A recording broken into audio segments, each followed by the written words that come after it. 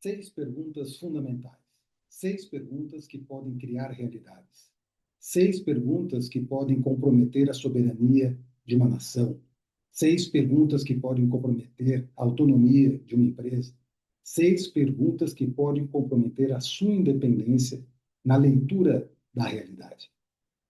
Essas seis perguntas são o que os jornalistas chamam de lead, a estrutura básica de uma notícia. Seja uma notícia divulgada pela mídia da Indonésia, mídia do Japão, mídia da Austrália, mídia do Canadá, mídia da França. Todo o que caracteriza a estrutura da mídia informativa é esse lead, esse componente, essa estrutura básica que garante essa criação dessa realidade, esse fragmento da realidade que nós chamamos de notícia. Quais são essas perguntas? Essas perguntas são: a primeira delas é quem, os envolvidos no fato. A segunda é o que, o relato desse fato. A terceira é quando, o tempo desse fato. A quarta é onde, o local desse fato. A quinta é o como, a lógica do fato. E a sexta é o porquê, a razão do fato. É assim que se descreve, que se fala, que se conta uma notícia. Então, um fragmento da realidade é passado como se realidade fosse. É assim que a mídia retrata uma determinada situação e isso passa a ser verdade de uma série de pessoas que consomem as notícias dessa mídia. Qual o nome desse fenômeno? Como os cientistas da comunicação chamam esse fenômeno? Esse fenômeno de criação de uma realidade a partir das notícias na mídia é chamado de agenda setting. Agenda setting, criado com esse nome, foi criado em 1972 por dois cientistas da comunicação, Maxwell McCombs e o Donald Shaw. Esses dois cientistas mostraram que, na verdade, boa parte do que se discute no debate público, boa parte do que se discute na agenda política, boa parte do que se discute na agenda empresarial, na verdade, são reflexos do que a mídia propôs para esse debate. Nós não somos independentes para escolher nossos assuntos como pensamos que somos. As empresas não são autônomas para escolher a sua agenda como pensam que são. E muito menos as nações são soberanas para definir os seus assuntos prioritários. Todos somos como que reféns desse Agenda 7 e nele estamos submersos e temos que lidar com. E ele tem consequências assim muito fortes, né? São consequências terríveis. Se você imaginar, por exemplo, começa a sair uma série de notícias acerca de que a Amazônia está sendo destruída, que a Amazônia, né, está sendo mal cuidada pelo governo brasileiro. Obviamente que a soberania do Brasil sobre a Amazônia passará a ser contestada. Se começarem a surgir notícias internacionais dizendo que a lavoura e a pecuária brasileira usam mão de obra análoga à escravidão, muitos mercados poderão se fechar né, para os produtos lá do negócio brasileiro em razão desse noticiário. Se os bancos brasileiros foram acusados de lavar dinheiro do crime organizado, o sistema financeiro mundial também pode bloquear o acesso dos bancos brasileiros no sistema financeiro mundial por conta dessas notícias que estão saindo no mundo. Ou seja, o Agenda 7 ele é decisivo, ele é muito forte, ele pode colocar de joelhos tanto nações como empresas e, sobretudo, as pessoas que acabam sendo manipuladas e nem percebem que fazem parte dessa manipulação. E um exemplo claro da força, do impacto né, desse Agenda 7 pode ser visto em muitas áreas, pode ser visto em muitos setores. Mas é importante entender que o Agenda 7 ele tem mão dupla, ele tem dois sentidos, dois níveis, vamos dizer assim. O primeiro nível do Agenda 7 é o quê? Ou seja, é como a mídia nos instiga a discutir determinados assuntos, como a mídia faz com que as empresas fiquem reféns de uma determinada agenda, como a mídia faz com que as nações sigam uma determinada pauta burocrática, governamental, que é a definição do quê. Mas o Agenda 7 vai além disso. O Agenda 7 também, a mídia também faz com que, além de nos vamos dizer assim, estabelecer quais assuntos nós devemos tratar, faz com que como nós devemos tratar esses assuntos. Com que olhos nós devemos ver esses assuntos? Com olhos positivos, negativos, com olhos de combate, com olhos de apoio. Ou seja, o Agenda 7 é composto por esses dois níveis, tanto sobre o que nós devemos falar, sobre como nós devemos falar. E qual a estrutura desse Agenda 7? Esse Agenda 7 está estruturado em algumas etapas. A primeira etapa, como já disse, é a seleção, essa filtragem dos assuntos que são relevantes na visão da mídia. A segunda é a ênfase, o destaque que eles dão. Estão na capa, estão no chat, na primeira parte do telejornal. A terceira é a duração e a frequência. Quanto tempo dura esse noticiário, quanto ele se repete. Né? É, tem um enquadramento. O enquadramento é o viés que recebe o fato. Eu já disse, um viés positivo, um viés negativo. E, por fim, a repetição. O quanto esse viés é repetido. Porque quanto mais um assunto é repetido de maneira negativa, mais as pessoas que consomem essa mídia tendem a achar aquilo negativo. Quanto mais um assunto é repetido de maneira positiva, mais as pessoas que consomem aquela mídia tendem a achar aquilo positivo. Isso é natural. Então, essa é a estrutura do Agenda 7, que foi, aí, vamos dizer, que foi antecipada pelos cientistas da comunicação, Maxwell Malcolm e o Donald Shaw. E os efeitos, como disse, são terríveis. Um exemplo histórico disso, por exemplo, aconteceu quando o general Colin Powell, que então era secretário de Estado dos Estados Unidos, do governo George W. Bush, ele foi prestar um depoimento no Conselho de Segurança da ONU. E qual era o objetivo desse depoimento? Mostrar a necessidade da invasão imediata do Iraque. Por quê? Segundo o depoimento do Colin Powell, o Iraque contava já com armas químicas de destruição em massa. Contava com caminhões que eram verdadeiros fábricas volantes de armas biológicas. Segundo esse relatório, Saddam Hussein, que era o líder do Iraque na época, já tinha ligações profundas com a Al-Qaeda, grupo terrorista, e também já estava desenvolvendo, segundo consta, enriquecimento de urânio para o desenvolvimento de armas nucleares. Como Colin Powell era visto pela comunidade internacional como um republicano, vamos dizer assim, mais suave, né, um republicano mais contemporizador, ele tinha muita, principalmente dentro do governo do George W. Bush, ele era visto com muita credibilidade. Quando o Colin Powell chegou, deu aquela declaração e contou esses relatos, essas informações, inclusive exibiu um frasco de veneno antraz, como se o Iraque desenvolvesse aquilo, a comunidade internacional, a ONU e a comunidade internacional resolveu apoiar a invasão. E foi o que aconteceu. O Iraque foi invadido, foram semanas de combate, o Iraque foi totalmente destruído, Bagdá bombardeada, Saddam Hussein foi morto, e milhares de civis e soldados foram mortos ou feridos. E meses depois, durante uma investigação do próprio Senado dos Estados Unidos, chegou-se à conclusão de que essas armas de destruição em massa do Iraque não existiam. Não foi encontrada nenhuma evidência de armas biológicas ou armas químicas, nenhuma evidência de qualquer ligação do Iraque com o grupo Al-Qaeda, nenhuma evidência sobre desenvolvimento e enriquecimento de urânio, ou seja, tudo aquilo, toda aquela estrutura, todo aquele depoimento do Colin Powell foi baseado em informações falsas, que geraram notícias falsas pelo mundo inteiro sobre a necessidade de invadir o Iraque. Criou-se um consenso, ou seja, uma agenda setting de que, falso também, de que era imperioso invadir o Iraque. Para quê? Para chegar à conclusão que, na verdade, aquilo que parecia uma realidade era só uma construção midiática.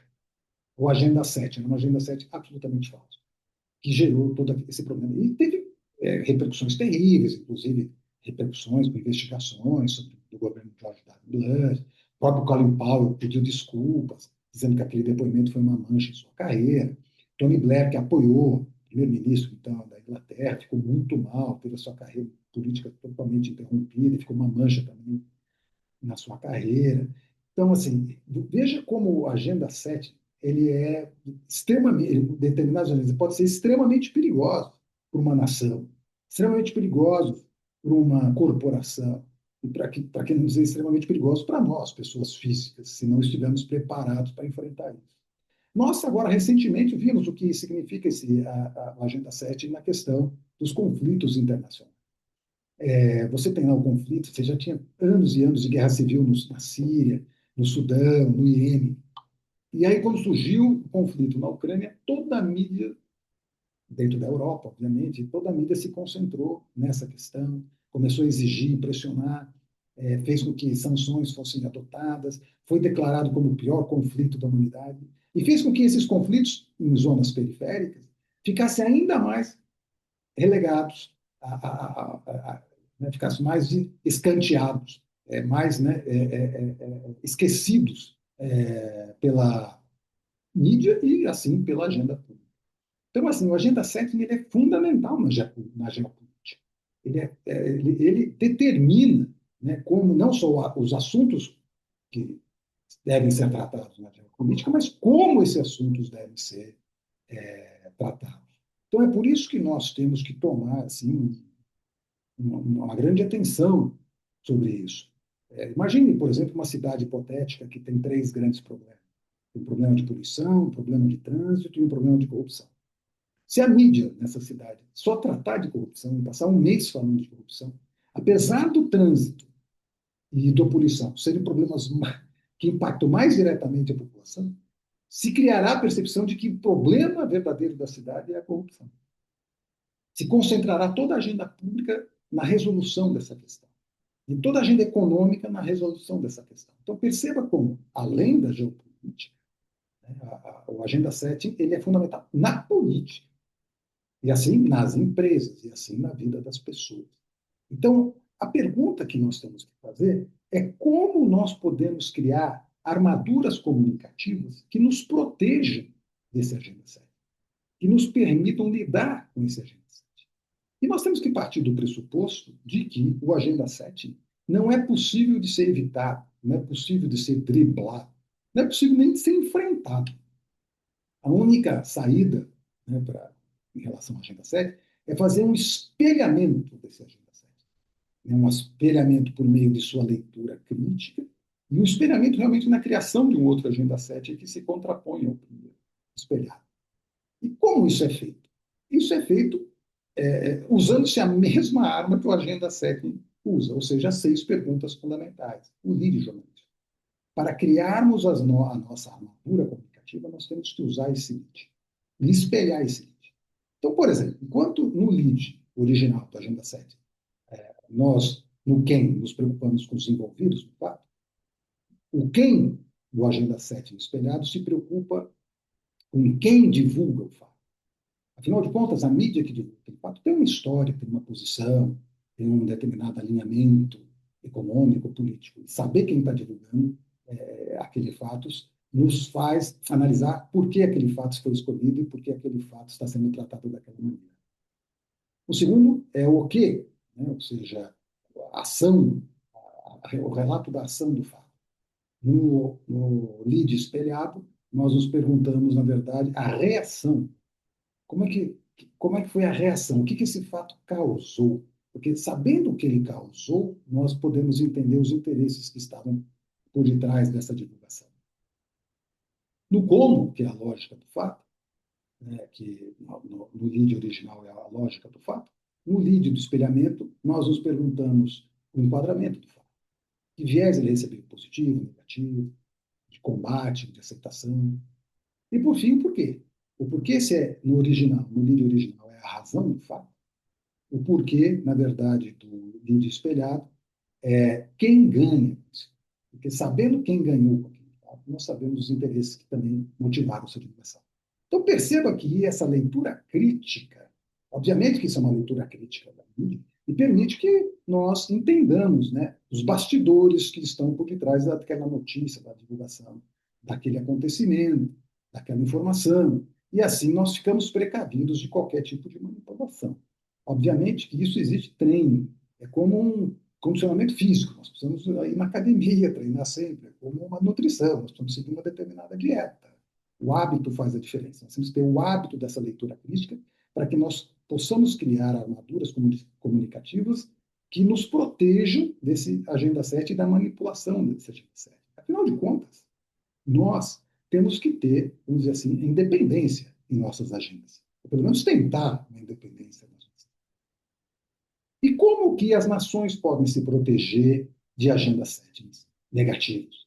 Um exemplo que pode ser dado sobre isso vem da Colômbia. A Colômbia, no final dos anos 80 e 90, no começo dos anos 90, era o país do narcotráfico.